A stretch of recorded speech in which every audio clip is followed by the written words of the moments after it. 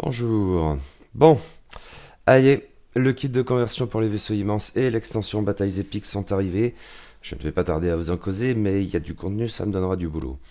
D'ici là, je voulais partager un nouveau rapport de bataille qui, d'une certaine manière, découle immédiatement de mon précédent, Everybody Expect the Sith Inquisition. Et ce, même si ce dernier date un peu. Je vous avais alors fait part de mon intérêt renouvelé pour Whisper qui acquiert des cibles, et j'ai donc voulu broder là-dessus.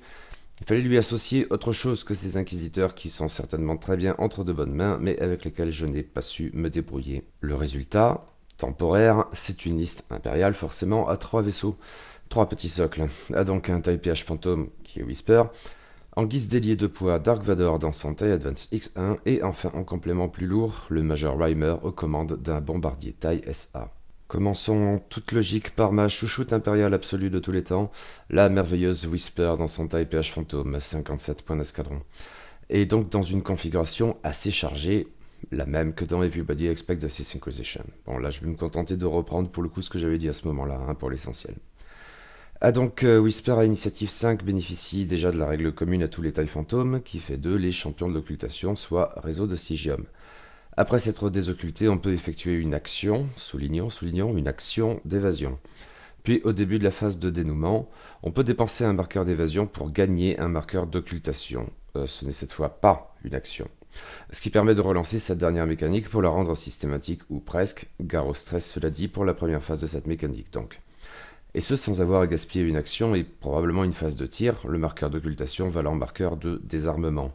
C'est une capacité véritablement excellente. Mais Whisper en rajoute une couche souvent décisive avec sa capacité spéciale. Si elle effectue une attaque qui touche, elle gagne un marqueur d'évasion, et ce n'est pas une action là non plus. Du coup, non seulement Whisper voit sa défense s'améliorer jusqu'à la fin de la phase d'engagement, elle a en principe 2 marqueurs d'évasion à ce stade, mais en outre les chances qu'un marqueur persiste jusqu'à la phase de dénouement sont du coup bien plus élevées, sans avoir à sacrifier un bouclier ou de la coque, et la mécanique d'occultation n'en est que davantage fiabilisée. Whisper est parfaite, da best. La mécanique d'occultation du TIE Phantom repose donc sur les marqueurs d'évasion. Cela décide presque automatiquement du talent attribué à ses pilotes, presque car précisément parce que c'est pété sur le Phantom, FFG en a augmenté le coût lors des mises à jour des points d'escadron. Depuis juillet, la feinte, puisque c'est d'elle qu'il s'agit, coûte 7 points d'escadron. Elle en valait 4, sauf erreur, au début de la V2, ce qui permettait d'aligner 4 as de l'escadron Sigma avec feinte, une liste monstrueuse qui a bien trusté le méta. Ah donc feinte fait que quand on attaque si on a un marqueur d'évasion, et c'est donc probable avec le fantôme, alors on peut changer un résultat évasion du défenseur en résultat concentration, ce qui est très bien. Peut-être plus aussi auto-include qu'auparavant sur le fantôme, les coups ayant grimpé, mais je vous avais prévenu, ma Whisper serait chargée. D'ailleurs, j'ai aussi sec claqué 9 points d'escadron de plus tout de même pour associer à ma chouchoute l'artilleur le 5e frère. C'est un utilisateur de la force, ce qui est de manière générale son meilleur atout, mais dans ce build pour Whisper, il me paraît encore plus intéressant au-delà. En effet, tant qu'on effectue une attaque, on peut dépenser une charge de force pour changer un résultat concentration en critique. Ce qui est bien sans être fou, un marqueur de force normal donnerait de toute façon déjà un dégât normal. Mais dans ce build donc, ça me paraît un atout plus marqué que normalement. Car j'y ajoute la modification ordinateur de visée, 3 points d'escadron, qui confère tout simplement aux vaisseaux qui en sont normalement dépourvus l'action d'acquisition de cible. Or, le fantôme fait partie de ces chasseurs impériaux qui ne bénéficient normalement de l'action de Locke. C'est aussi le cas de l'intercepteur TIE-IN ou du TIE-SK Striker. Notez, et plus d'un parmi vous l'a fait à bon droit, il existe une autre manière de conférer à Whisper cette action, et ce sont les senseurs passifs. Il s'agit peut-être effectivement d'une meilleure alternative, et je la testerai sans doute prochainement. Mais pour l'heure, ordinateur de visée. Essentiellement parce que je peux du coup y associer une autre amélioration, ce qui ne serait pas possible avec les senseurs passifs, à savoir le système de commande de tir, 2 points d'escadron. Vous connaissez cette carte, tant que l'on effectue une attaque, si le défenseur est verrouillé, alors on peut relancer un dé rouge, mais dans ce cas on ne peut pas dépenser l'acquisition de cible pendant cette attaque. Un moyen pas cher de fiabiliser un chouïa en dispensant de consacrer chaque action de Whisper à un lock. Et du coup, voici le tour idéal de Whisper avec ce gros build. Premièrement, elle commence le tour occultée. Deuxièmement, à la phase système, elle effectue une manœuvre de désoccultation qui la repositionne avec une certaine marge de sécurité et lui permet de faire une action d'évasion avec le réseau de Stygium. Troisièmement, durant la phase d'activation, elle effectue sa manœuvre, puis soit une action d'acquisition de cible si sa proie n'est pas verrouillée, ceci grâce à l'ordinateur de visée, soit en cas contraire un tonneau pour se repositionner encore plus précisément ou une concentration. L'action d'évasion ne sera envisageable que si le stress n'a pas permis de la faire avant de se déplacer. Quatrièmement, durant la phase d'engagement, elle attaque à initiative 5, donc parmi les premiers.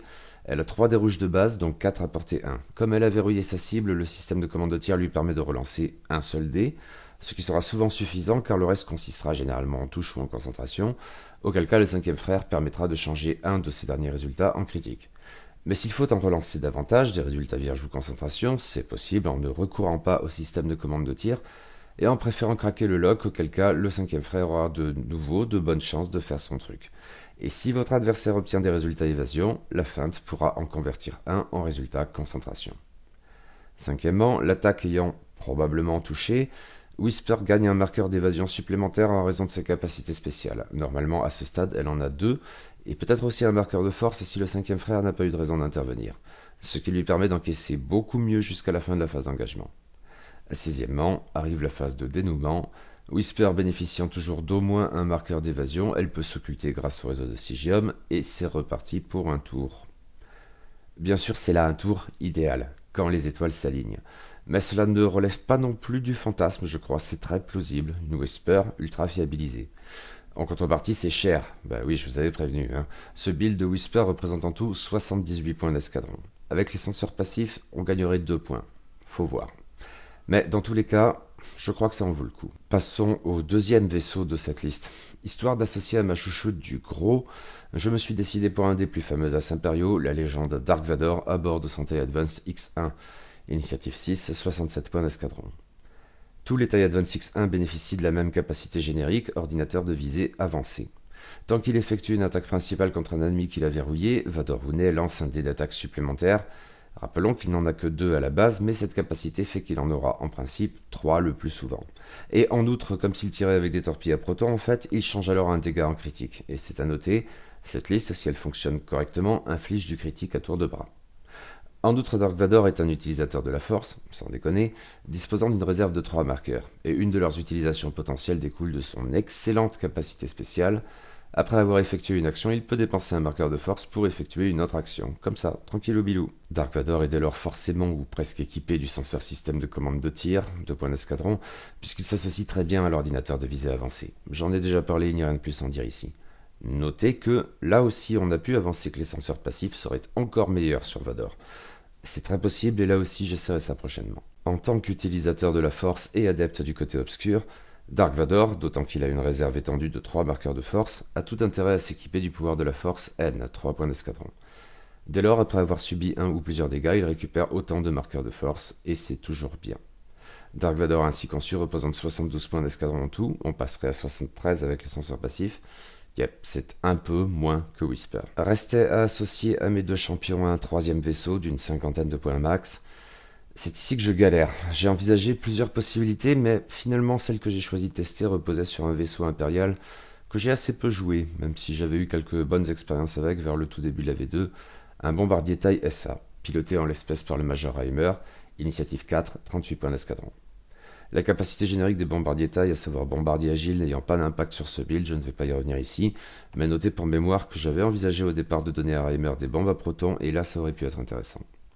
Passons plutôt à la chouette capacité spéciale de Reimer himself. Tant qu'il effectue une attaque de torpille ou de missile, on peut augmenter ou réduire de 1 le prérequis de portée dans une limite de 0 à 3. Il faut donc l'équiper de torpilles et ou de missiles. Un choix paraît assez logique, les torpilles à protons avancées, 6 points d'escadron. En effet, le gros défaut d'Icel réside dans leur portée de 1 seulement, mais avec Reimer, on peut donc les balancer à portée 0 à 2. Et ça peut changer pas mal de choses. On parle tout de même d'une attaque à 5 dés rouges qui convertit un résultat dégâts en résultat critique. Certes, il n'y a qu'une seule charge, mais si jamais le bombardier taille dispose d'une action rouge de rechargement, s'il survit. C'est un peu le gros problème avec lui. Il me restait un peu de marge. J'ai donc envisagé initialement de conférer à Reimer des bombes à protons, mais pour le même prix, soit 5 points d'escadron, je me suis finalement décidé pour des missiles groupés. Leur principal défaut est probablement leur portée 1 à 2, quand on peut préférer passer au large pour balancer du missile. Mais Reimer du coup peut les bazarder à portée 0 à 3, ce qui lui confère une option antinuée pas dégueulasse du point de vue de Reimer. Et du coup le Major Reimer est bien moins cher que ses 2 comparses jouant à l'As, ainsi conçu, il représente en tout 49 points d'escadron. Quant à la liste dans son ensemble, elle fait 199 points d'escadron en tout. Un bid minimal d'un seul point, ce qui n'est probablement pas l'idéal avec Dark Vador, mais bon. Je vous en affiche en ce moment même le résumé. Et ben ouais, c'est parti, chez les Wookiees. Ma première partie de la soirée m'a opposé à Don Diego, parce que c'est stylé, qui jouait une liste du premier ordre à 5 vaisseaux pour le moins direct. L'essentiel c'était 4 chasseurs TSF, alors désolé sur la photo, moi des TSF j'en ai que 3, donc j'ai glissé un Taillefaux dans la formation, qui est supposé donc avoir sa petite bande rouge, sa petite antenne et sa petite nacelle qui le distingue vachement, mais alors beaucoup du Taillefaux de toute évidence. Je reprends. L'essentiel c'était 4 chasseurs taille SF qui étaient 4 survivants de l'escadron Zeta, 32 points d'escadron, tous dotés de missiles à concussion, 6 points d'escadron, et décidément 2 senseurs passifs, 3 points d'escadron. Ils n'avaient donc pas l'artilleur des forces spéciales, mais leurs missiles leur permettaient de couvrir les arcs avant et arrière sans problème. Cela dit, le calcul obtenu avec les senseurs passifs, le cas échéant, ne peut pas être enchaîné avec une rotation de tourelle, gaffe à ça. Chacun de ces TSF représente de la sorte 41 points d'escadron pièce, et donc 164 points d'escadron ensemble. Et en guise de filler de choix, il y avait mon chasseur Taillefaux préféré, à savoir Scorch, 34 points d'escadron. Avec l'excellent talent adjectif du premier ordre, Fanatique, 2 points d'escadron, pour 36 points d'escadron en tout. Et la liste prise globalement faisait 200 points d'escadron tout rond, je vous en affiche en ce moment même le résumé. C'est à moi que revenait le choix du premier joueur du coup, et en l'espèce il concernerait essentiellement, outre le placement des obstacles, je m'étais muni de 3 nuages de gaz dont Diego de 3 petits astéroïdes, donc ça concernerait essentiellement Scorch et le Major Reimer. Il me parut préférable de jouer en premier. Nos vaisseaux s'activeraient donc dans cet ordre, survivant de l'escadron Zeta, Major Reimer, Scorch, Whisper, Dark Vador. Et ils s'engageraient dans l'ordre suivant, Dark Vador, Whisper, Major Reimer, Scorch, survivant de l'escadron Zeta, soit tous mes vaisseaux, puis tous ceux de Don Diego. Les 3 astéroïdes, j'ai cherché à m'en débarrasser en les collant du côté du bord de déploiement de Don Diego. Un nuage de gaz s'y retrouvait également, tandis que les 2 autres étaient de mon côté. Le centre du tapis de jeu était du coup assez dégagé. Don Diego a placé ses 4 TSF en formation vers le milieu du tapis de jeu, avec Scorch un peu à l'écart sur leur gauche. De mon côté, j'ai placé le Major Reimer en face des TSF, Whisper face à Scorch avec du champ pour se désocculter à gauche et taquiner les TSF, et Dark Vador prêt à filer dans le couloir de gauche. Nous avons tous progressé très prudemment au départ, en définitive. Whisper, bien sûr, devait s'occulter, mais je ne voulais pas trop exposer ni Reimer ni Vador à ce stade. J'ai tenté des acquisitions de cibles qui ont logiquement échoué. C'était plus de la mesure qu'autre chose. Au tour suivant, les tailles SF ont continué de progresser très lentement. Reimer aussi, du coup son acquisition de cible a là encore échoué à quelques millimètres près. Whisper s'est désocculté sur sa gauche pour soutenir le bombardier taille le moment venu, tandis que Scorch resterait bien en arrière, pivotant sur sa gauche bien loin du combat à venir. Vador en revanche s'était un tout petit peu plus avancé, il a pu verrouiller un des tailles SF auquel il a ôté un bouclier ou deux, je ne sais plus. Mais au tour suivant, les choses ont pris un tour autrement brutal. Don Diego a lancé en avant ses tailles SF. Je me montrais toujours lent avec Reimer, mais il est tout de même entré en collision avec la formation ennemie, sans tant qu'avoir pu faire d'acquisition de cible. Vador a lui aussi été surpris par cette brusque accélération, et du coup, même avec sa manœuvre à vitesse 1, il n'avait personne dans son arc de tir. Mais Whisper avait pu se positionner de sorte à ne pas craindre d'attaque ennemie, et ayant verrouillé un TSF de l'arrière-garde, elle a pu lui ôter quelques boucliers. Scorch, sans surprise, s'est réorienté pour s'en prendre à Whisper, mais même en se stressant, il n'a pas pu lui faire grand-chose.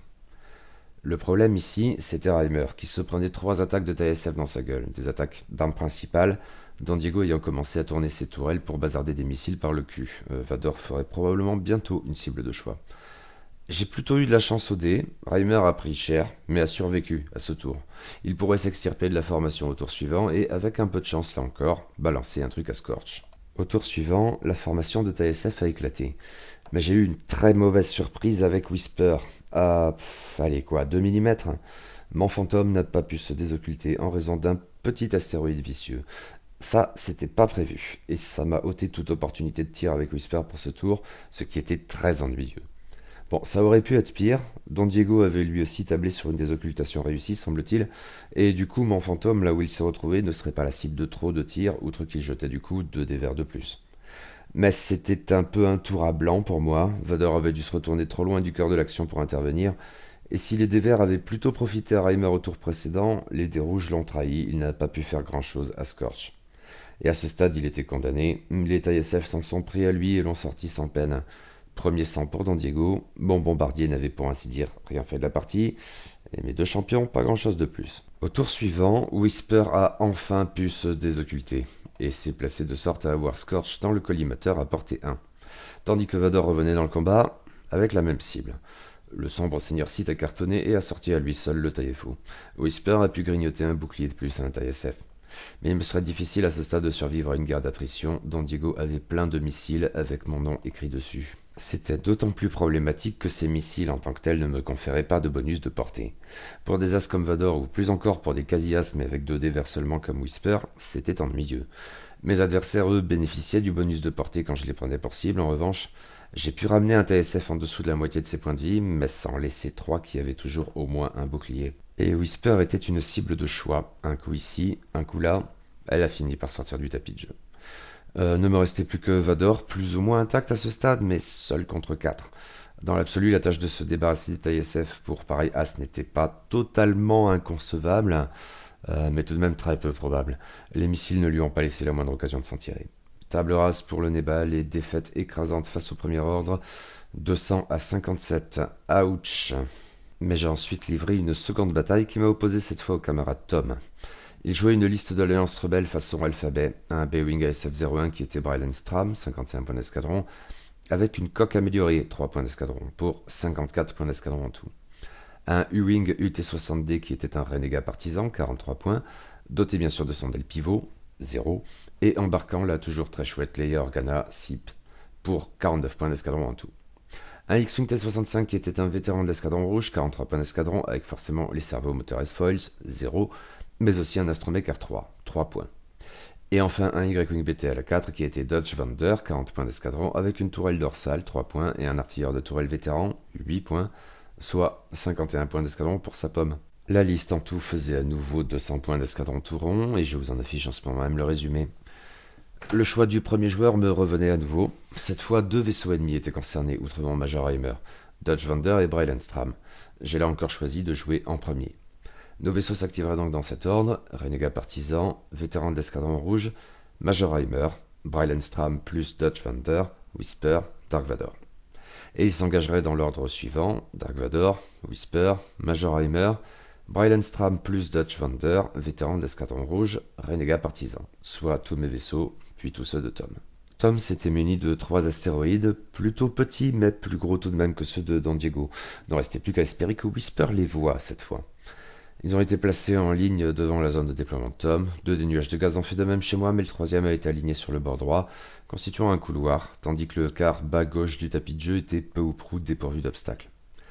Tom a placé son renégat partisan au bord gauche du tapis de jeu, où il serait bientôt soutenu par Brylan Stram et Dodge Vander. En revanche, il a placé son vétéran de l'escadron rouge tout seul, bien plus loin, vers le centre droit. J'ai placé Reimer du côté du blob de vaisseau de Tom, mais pas directement en face. Whisper était au centre, prêt à s'occulter derrière un nuage de gaz, tandis que Vador était plus à droite, faisant face au X-Wing T-65. Progression relativement prudente au premier tour. Les 3 vaisseaux associés de Tom avancent en formation, tandis que le vétéran d'escadron rouge pivote un poil dans leur direction. Reimer se montre très pépère, tandis que Whisper disparaît dans les ténèbres. Dark Vador avance un peu plus avec le X-Wing dans le viseur, mais on est encore loin du premier échange de tirs. Les choses se décident un peu plus ensuite. Reimer reste prudent, mais il est cette fois suffisamment proche du renégat partisan pour le verrouiller. Hélas, il ne lui fait pas grand-chose avec ses missiles groupés à ce stade, et la deuxième attaque sur les Y-Wing de même. Whisper, elle aussi, se montre prudente, mais elle peut verrouiller le vétéran de l'escadron rouge, et Vador fait de même en se montrant plus agressif. Le X-Wing T-65 prend assez cher, avec les 2 as impériaux qui s'en prennent à lui, et subit un ennuyeux dégât critique qui incitera par la suite Tom à le faire un peu récupérer à l'écart. En contrepartie, Reimer est verrouillé par le U-Wing et par Dutch et par un peu de coque. Le tour suivant se montre plus frontal. Si Tom éloigne donc pour un temps son X-Wing T-65, ses 3 autres vaisseaux se réorientent pour faire face aux miens. Reimer espère pouvoir balancer une torpille à proton avancé sur le renégat partisan, mais le résultat est là encore décevant. Vador et Whisper ne sont du coup pas en mesure d'achever le vétéran de l'escadron rouge fuyard, mais ça n'est pas un problème. Dutch est une cible bien plus alléchante. Ils le verrouillent tous les deux et lui font assez mal. Cependant, à ce stade, Reimer est la cible toute désignée des rebelles. Ils concentrent leur feu sur lui et le sortent, là encore assez prématurément. Premier sang pour la canaille séditieuse islamo-gauchiste. Ouais, je me mets dans le rôle impérial, là. Et la configuration de la partie au tour suivant ne me rassure pas vraiment, car pour ne pas trop s'exposer sans pour autant se priver d'opportunités de tir, Vador et Whisper doivent faire une chose à laquelle je renacle régulièrement, changer à nouveau de cible, et c'est la deuxième fois déjà dans cette partie. J'aurais vraiment aimé finir soit le vétéran de l'escadron rouge revenu dans l'affrontement, soit, de préférence tant qu'à faire, Dutch, mais ça n'aurait pas été très réaliste. C'était à Brylenstram qu'il devait alors s'en prendre. Mais pour le coup, ils s'en sont bien pris à lui, avec des tirs très fiabilisés. Le B-Wing avec sa coque améliorée est supposé bien encaisser, mais il a subi. Et les deux ultimes dégâts critiques lui ont collé 4 marqueurs de stress, en plus de celui qu'il avait déjà. Brylenstram aime être stressé, mais pas à ce point. Au tour suivant, Leia faisant son truc, et tant mieux pour le B-Wing, mes vaisseaux n'étaient pas dans la meilleure posture. J'ai voulu sortir Vador de là, pensant lui ménager si possible une attaque sur Dutch, au pire sur le renégat partisan, mais ça ne s'est pas produit. Whisper en revanche comptait bien achever Brylenstram, et ça en revanche ça a fonctionné. Première perte pour les rebelles, mais Dutch et le vétéran de l'escadron rouge tiraient la gueule, tandis que Whisper encaissait bien mieux que je n'osais l'espérer. Placée comme elle l'était, elle aurait très plausiblement pu dégager. Mais elle n'a perdu que des boucliers. Du coup, elle a pu se retourner et être rejointe par Vador pour tout lâcher sur Dutch et le finir. Or, les dés ne m'ont pas été favorables et le Y-Wing a survécu. Mais pour le coup, les deux petits socs de Tom ne pouvaient pas me tirer dessus et c'était déjà ça de gagné. Le renégat partisan en revanche pouvait s'en prendre à Vador et ne s'en est pas privé. L'as impérial a commencé à se faire dangereusement grignoter les PV. C'était le dernier tour de jeu, il me fallait dégager Dutch. Mes chasseurs se sont positionnés de sorte à pouvoir le faire, Vador prenant quelques risques au passage. Ont-ils payé? Oui, j'ai enfin abattu le Y-Wing. Cependant, il restait une ultime opportunité de tir au renégat partisan, et Vador à ce stade avait certes tous ses marqueurs de force et même un marqueur de concentration, mais il ne lui restait plus qu'un seul point de coque. Et vous savez comment ça se passe dans ces cas-là, hein? Les dévers qui vous trahissent à la dernière minute, que des résultats vierges, ce qui m'est assurément arrivé plus d'une fois dans cette soirée. Or, le Wing a fait 3 touches. J'ai commencé à prier pour le repos tourmenté de l'âme sombre de Skywalker, et le côté obscur m'a entendu. 3 résultats évasion directe. Ouf! Au final, j'avais sorti Dutch Vander et Brylenstram et la moitié du vétéran d'Escadron Rouge. Tom, de son côté, avait les points pour le Major Heimer et la moitié de ceux de Dark Vador. Victoire impériale, 128 à 85. A noter, même si Tom était parvenu à me sortir Vador, je l'aurais quand même emporté, même si de très peu, 128 à 121. Bilan? Il apparaît clairement, je crois, que le Major Heimer est le principal problème de ma liste. Il peut faire une alpha strike intéressante, hein, mais il a tendance à dégager très vite, souvent trop vite, et sans avoir vraiment d'impact, laissant pour ainsi dire tout le boulot à Vador et à Whisper. Lesquels sont en mesure d'abattre bien du boulot, hein, mais ça n'est pas l'idéal. Par quoi le remplacer alors? Ça fait une 50aine de points de disponibles, mais je manque d'idées vraiment séduisantes. L'autre branche d'évolution concerne donc les senseurs passifs. Je trouve cette carte très intéressante, même si je ne l'ai pas jouée ici. D'autres joueurs ici et ailleurs me l'ont vanté aussi bien sur Whisper que sur Vador, alors il me faudra tester ça.